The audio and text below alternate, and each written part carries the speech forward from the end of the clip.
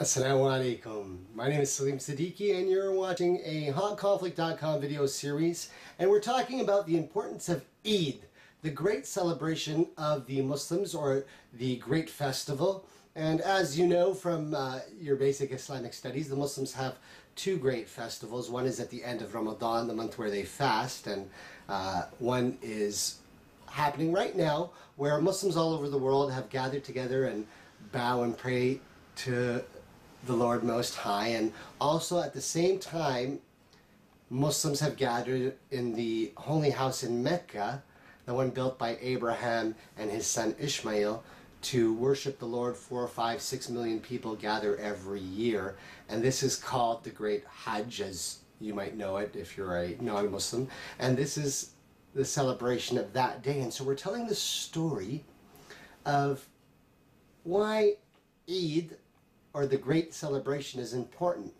And so far, if you haven't been watching this series yet, you've missed a lot in this story. And as any story, it's told from the beginning. Now, I'm going to give a disclaimer again at the beginning of this episode, because so far I've told you that I'm going to tell you the story and give you the truth of what is going on in the world that we live in, and why it's important to you. And the nature of the truth is so strange that when you hear it, it sometimes can be very heavy on the soul. But we've been going over some of the concepts, and we've gotten to the point in the story where things are going to get very, very dramatic and quite spectacular. And so if you've been listening so far and you're thinking, wow, the stuff that you've heard so far is really out there, well, it starts to get even more crazy from this point. And as I've told you from the very beginning, all of this stuff that I'm telling you is true and 100% identifiable and verifiable, and you can go back to the books and sources and see this. One of the things that we do on the HotConflict.com website is we dispel myths and communicate the old knowledge and understandings of Islam in a way that is easy to understand for a Western audience, giving people references to current information so that they can relate the concepts together. And so sometimes there's a gap in understanding the translation. Sometimes there's also a gap in the way a story is actually communicated. And so one of the things we always do at HotConflict.com is tell it to you in a way that you've probably never heard it before. And so if you haven't been freaked out yet, you're about to get into some freaky parts. Well, we just finished with Moses, and unfortunately Moses, Allah have mercy on him, had an interesting blessing that he was able to speak to Allah, but one of the problems that he had is he was never able to lead his people into the promised land.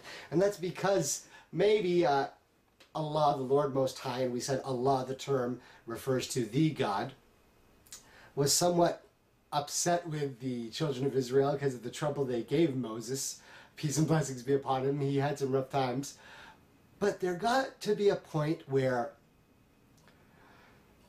the children of Israel, the descendants of Jacob and Moses and Isaac, from the great father Abraham, who decided to make sure that from that point on in this planet, everybody would remember that we are the children of Adam, and our job is to believe in the Lord Most High. And from that point on, this should never be forgotten. Well, the Jews, as we're going to call them now, with all due respect and no animosity whatsoever for my brothers and sisters out there, were trying their best to protect themselves as the people still holding on to the truth. And they were the protectors of the truth at that time. And they were the ones still worshiping the one true Lord. And we know that there were strange things going on in Egypt, but there were also strange things going on all over the planet. We know that we have strange tales from Babylon and Sumeria and the Anunnaki race and the Gajiji, as they're described, as we might refer to as the small grays or the greens right now, one of the jinn races. They were there, and we know that even those ancient societies had information that they had gotten from some of the other races, perhaps benevolent at some period or malevolent, we're not really sure. They did teach them science and technology and healing tactics, and we're also discovering that the ancient Sumerians had electricity in some shape or form, and so they might have been able to get that But there were strange things going on in the world. Well, since we're talking about electricity, and we mentioned electricity in Egypt showing up, and we mentioned electricity in Sumeria, and they're starting to discover that. Well, so many times you can have any Muslim sheikh tell you that electricity is something to do from the jinn. And in modern times you'll hear many people in the West go, ha, that's this silly thing. Oh, you mean, you know, when you turn the light bulb on, there's a little genie running around like I Dream of Genie. And so that's one of the misinformation concepts that is, again, taken from the Eastern societies and brought to the West. Okay, let's turn these into little fictional mythical tales and fictional stories. That way the true information is not there. And so if you understand the references properly, then you know that all these different ancient societies possibly got technology from the jinns, or the extra-dimensional beings, of how they are able to use their own powers, which is described in Islam as smokeless fire, so some kind of electricity, plasma, energy type technology, and use possibly the other races were able to explain and teach people here on Earth how to use certain elements or minerals or rocks, or understood scientifically more about things than the average human on the earth at that time. And so we know that there was starting to come a change, and there were a lot of strange practices such as alchemy and weird things, and we don't know how much of interchanging technology was going on. The other thing that we do know of is that there was widespread crossbreeding between the jinn races, the other alien races, as we'll refer to them in modern times, the extra-dimensional beings who can come to Earth and are physical in nature as well. There was inbreeding with humans, and that resulted in all kinds of hybrid creatures, and resulting in humans that were possibly having mixed DNA and blood, and resulting in strange kinds of morphings of creatures on the Earth. And this is one of the reasons why the Jews did so much to protect their own bloodline and made sure that they were only intermarrying within themselves. And historically, this becomes important, and you see why they've done that.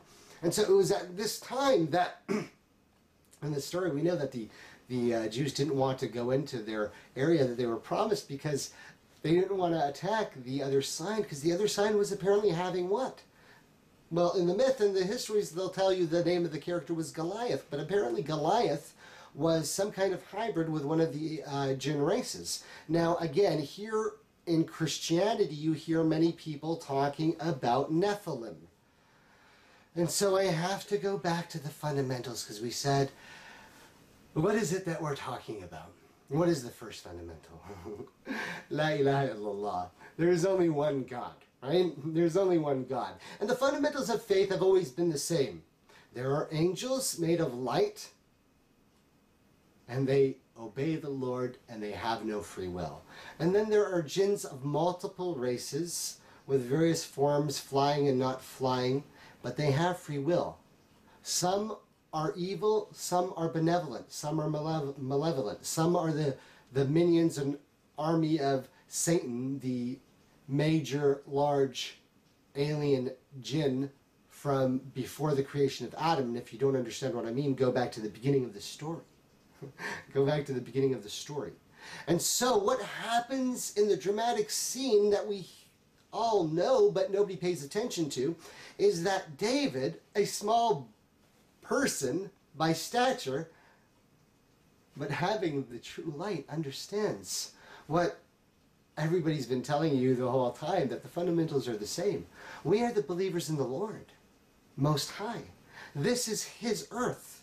If it is destined for us to defeat, then it is destined for us to defeat. And so he goes up and faces Goliath, the huge behemoth hybrid creature that the Christians falsely call possibly a Nephilim, as a fallen angel, which is incorrect. Again, there's always some misinformation out there, so you have to understand the truth. But unlike the story that you probably heard, Goliath, David does what? Takes the stone and swings it to Adam using a man-made device. And again, as we'll see from the Quran, وَمَا رَمَيْتَ إِذْ رَمَيْتَ, right? It is not you who guides a stone, but it is Allah that is the one who's power over all things. We keep going back to this basic concept, right? We're saying that we are the children of Adam that believe La ilaha illallah, thou shalt not worship any other God besides me. There is no other God. I am your Lord thy God. Thou shalt not worship any other Lord besides me. The same thing that Adam told you, and Noah told his people, and Abraham and Moses is now being said by David. And he goes out there and he hits the stone against Goliath. Now somebody else threw a stone at one of the other races. Do you know who that was? It's a question. Think back about the story. If you don't remember, go back and watch it again. Goliath goes down, but unlike the G-rate version, David runs up, takes a knife, sacrifices the behemoth, sacrifices the giant, sacrifices the Goliath, Jalut, and holds his humongous, gigantic head up into the air to show them. We are the children of Adam. We are the children of Adam. We believe in the Lord Most High. It is at this point that David becomes the king of the people, right? And he is chosen as to be a great prophet. And so, the promised land is started with the great prophet David.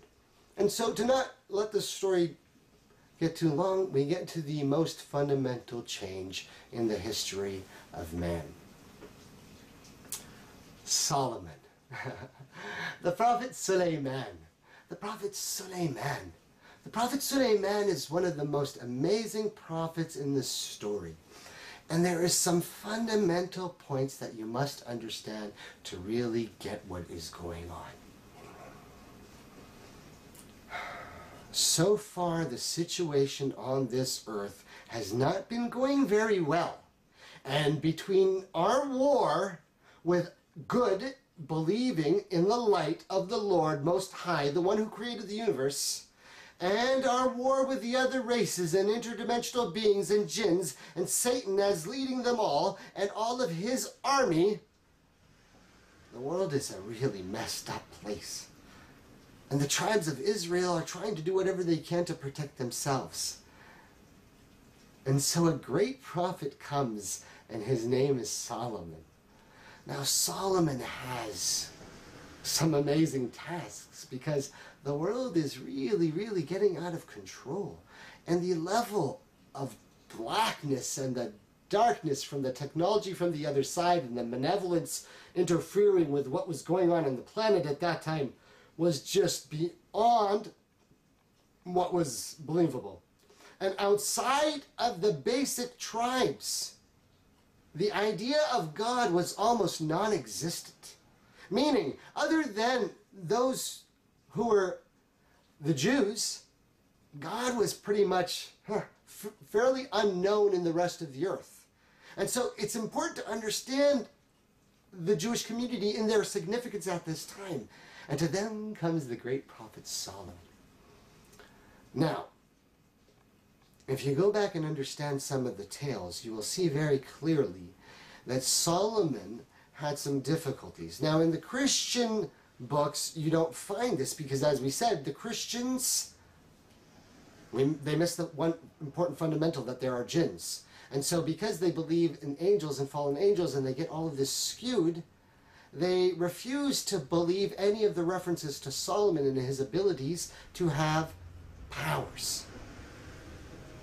One day Solomon was amongst his people, and there was this young man that he liked and admired, and he always used to see him as one of his people in his kingdom, that whenever he gave him anything, and the next time he'd see him, the boy would have nothing, and he would always look sick.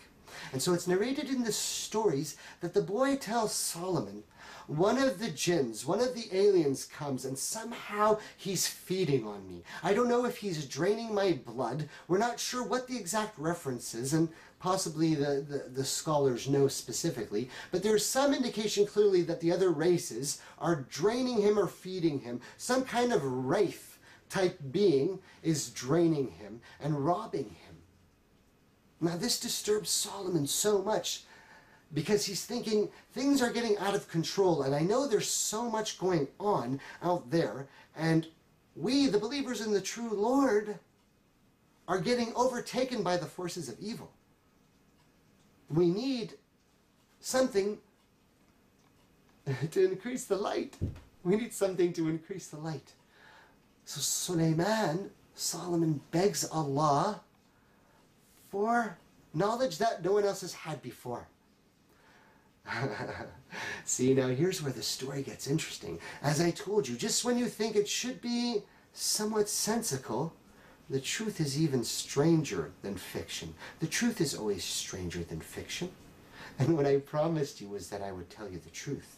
Now Solomon asks for a gift from the Lord Most High, as a true prophet bearing the light and the true faith of the Lord on the earth. So what kind of gift is Solomon given? See, we know at this time there were some strange things going on and spreading of sorcery and magic, like we said, and possibly the aliens and the other jinns are teaching people black magic and some of the minerals and elements and different things. Now Solomon is given everything.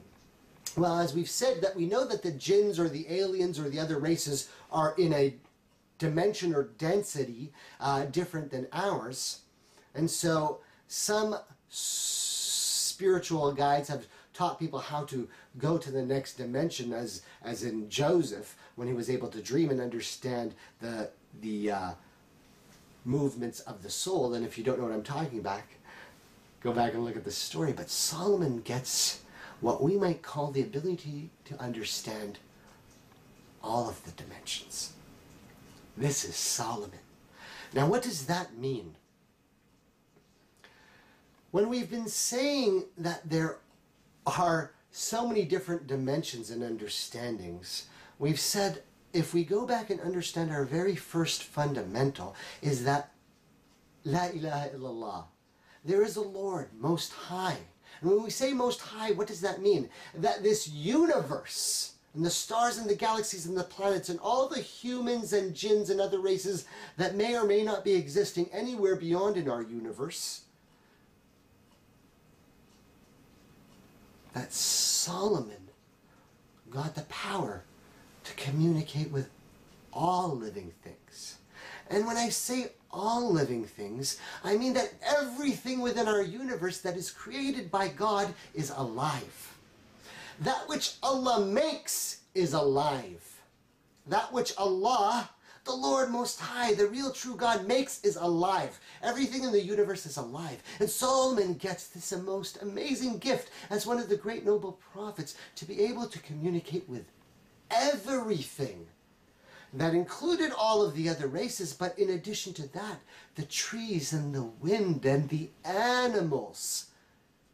But even beyond that. Now, when I say animals, it's kind of important because a lot of things that we think of being alive, like animals, of course animals are alive and so people can talk to them. Now if you study modern day ufologists, or as we would say interdimensional beings scientists or whistleblowers in the field, they'll tell you that in their interaction with all of the jinns who are benevolent, they've shown them that they communicate telepathically, and even that on their planets and in their places they have animals and they are able to communicate with their animals telepathically. And it's an interesting concept because we know that Solomon was able to get this ability. But he was able to even get an ability that was beyond that, to be able to talk to the trees and the wind and the insects, to be able to understand the communication of all things. To be able to understand the communication of all things. And once this happened, Solomon knew more than anybody else, because Solomon then was able to communicate with even the elements, each element, and Solomon was able to know what each element's property was. Now some of the alien races had been teaching random people different little parts of different pieces of the knowledge, but Solomon was given the ability to communicate with everything. Now with that, obviously, he is the wisest of the wise, because he actually understands and can feel the life of the earth around him and can communicate with it. And you see that even in the story of the Quran, that Solomon is walking with his troops and the ants are like, everybody move! Solomon's troops are coming. He won't even know we're coming and they're going to kill us. And Solomon's stopping his troops and trying not to bust out laughing because he's laughing at the ants and listening to them. And he's thinking, oh my God, it's so hilarious. It's such a beautiful story. I mean, can you imagine that kind of understanding and wisdom of Solomon? Now Solomon then learns how to do what? By being able to control the elements of the earth, he gains the knowledge, and this is part of the secret knowledge or the hidden knowledge that some of these scholars and people normally don't share with the public in the story on how they learn these things and what specifically they are, but it's important for you to understand in the truth of the way everything really works, what actually happened.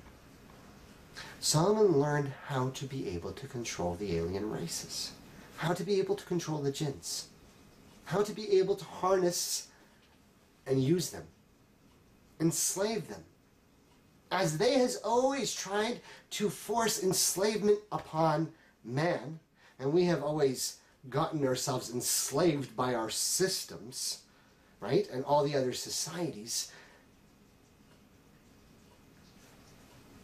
Solomon learns how to bind the aliens, how to bind the jinns. Now, according to the correct references, he learned some kind of knowledge, spiritual knowledge, from knowing the true powers of everything that the Lord made, and is able to create a ring and use what? The knowledge of the truth, the knowledge of the Word of God, the Word, to be able to do great feats. And with that, he creates a ring, a circular ring. Now, since we talk about stories in different ways and reference them in different ways, you'll see this kind of mythology is always there and part of the misdirection and miscommunication. You'll see it in Tolkien trilogy, right? The concept of the underworld and the dark side. It's given to you there as a fictional story, but the truth is always stranger than fiction, right? And so it's a misdirection again. And when you don't see that misdirection, then you fail to recognize the truth. And also what? It stops you from searching for the truth, and it's a classic ploy, and we see it on the communication world right now and everything around us. And so Solomon uses the ring. One ring to rule them, one ring to control them, one ring to find them, and in the darkness bind them. What is that referring to? That's referring to the ability of Solomon and his ring to be able to control the dark forces of Satan. And so, the next time this boy is attacked by the alien wraith, who comes to psychically vampire suck him or drain him, he runs to Solomon. And Solomon takes the ring and captures the jinn, and takes binding control of him. And after taking control of this demon or evil jinn, he then starts to control and catch others of them. And slowly we get to the point where Solomon is controlling many of the devils. And according to some tales, there was a point where Suleiman, the great prophet, got control of Lucifer. And in some of the testaments and some of the lost scriptures, and we don't know if these are authenticated. See, that's the thing. It's hard to tell. But in some of them, they refer to him as Beelzebub, of course, right? But they refer to Solomon finally capturing and enslaving Beelzebub for a time. But what did Solomon do with this power? Now, we've been saying that all of the other ancient societies that we're talking about had all been working with the other races. And had all been using alien technology and interdimensional being, Jinn technology. From the pyramids and their triangular structures, and the Sumerians and their rituals, and the Mayans, and you name it and we can go over it, and the symbolism is always there. Them mixing with the Jinns, or the reptoids, or the shapeshifters, or the other races, and using power of what? Sorcery and darkness to get fake idols and stars and sun and other kinds of dark fire magic technology. Now Solomon on the earth, all these other great monumental structures are there as tributes to false gods. And Solomon decides that once and for all there should be built a temple to the Lord Most High. And not just any house. Solomon builds the greatest house to the worship of the Lord Most High that has ever existed on the earth. Solomon builds the most magnificent mosque, the Temple of Solomon, built with the knowledge and the power, magnificent in structure and size and ability, using the aliens that he had captured to create the most monumentous, beautiful place. He uses what? Well, he gets the aliens to use all of their abilities to find the greatest treasures in the world. And even specifically, if we're going to tell you some of the truth, you know, modern day UFOs have always been talked about, but then now everybody's starting to admit and realize, well, these interdimensional beings are just as easily able to go into the water because their technology is different than ours, and they go through water, and it's different, and we're not really sure what's going on. And so, yes, the Jinns can go in and out of water as well, just like us, but they possibly don't have to breathe the same way as we do as being men, but we're finding very clearly references that they can go in and out of water. So Solomon uses some of the alien races to dig out pearls and beauties and treasures from the oceans, and the Temple of Solomon is built. And the Temple of Solomon is built, but like I said, he uses the other alien races to build the monumental structure, enslaving them. Enslaving them. For the first time on earth, the son of Adam has enslaved the army of Satan. For the first time on earth, the believers in the one true Lord have the upper hand. For the first time in this war that our father Adam has been teaching his children from his two sons, Cain and Abel, and they messed up the lesson, may Allah have mercy on them, and started fighting amongst each other. For the first time, Solomon, the great prophet, has control of our planet, and the Jinns are not in power. And so he builds the Temple of Solomon. But like I said, not just using the aliens as slaves, not just using them and degrading them as slaves as they had done to our believing people from the very beginning, and confusing us and morphing us and tricking the royalty and leaders to use bad knowledge and technology while enslaving the masses. And we remain ignorant. But Solomon enslaves them. But because he had even that greater knowledge of the nature of everything that God made, he builds the actual temple in a way that is spiritually, supernaturally, holy and pure. He builds the holiest, most magnificent temple as a tribute to the one true Lord that mankind has ever heard of or conceived.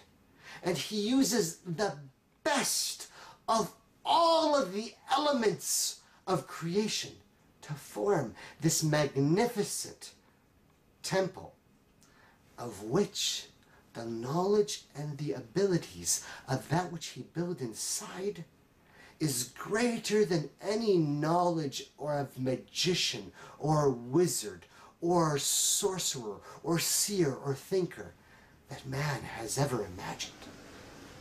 Solomon knew the knowledge of all things, and the knowledge of all things of the earth was built into the temple to be a tribute, each thing showing its miraculous nature and ability.